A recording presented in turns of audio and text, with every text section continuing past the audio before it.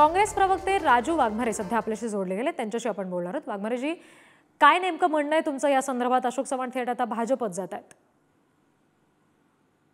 नाही, आता त्यांनी जो निर्णय घेतलाय त्या निर्णयाबद्दल आपण दुसरं काही बोलण्यापेक्षा आम्ही त्यांना शुभेच्छा देऊ इच्छितो, कारण दबावाखाली घेतलेला निर्णय आहे। ईडी, सीबीआय आणि इन्कम टॅक्स यांचा दबाव त्यांच्यावर तयार करून नेत्यांना कोंडीत पकडायचं, त्यांच्या कुटुंबियांना कोंडीत पकडायचं आणि त्यांना आपल्या पार्टीत सामावून घ्यायचं, हा जो भाजपने धंदा सुरू केलेला आहे संपूर्ण देशात, त्याचंच एक उत्तम उदाहरण आहे।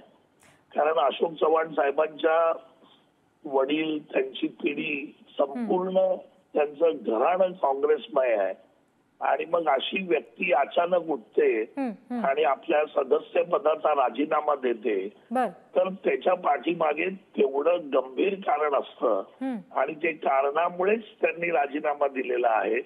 आणि आज त्यांचा जो भाजप प्रवेश जे बोलल्या जात होतं राज्यसभेच्या निवडणुकीच्या आधी, तो आता ते पार पाडतायत। पण एक उदाहरण आहे की या महाराष्ट्रात भाजपच्या पायाखालची जमीन घसरलेली आहे। कितीही नेत्यांना त्यांनी घेतलं तरी जनता काँग्रेस बरोबर आहे, जनता महाविकास आघाडी बरोबर आहे आणि हे लक्षात आल्यामुळेच त्यांना शिवसेना आणि एनसीपी फोडल्यानंतर आता काँग्रेसवर दबाव टाकून ती फोडण्याची वेळ आली।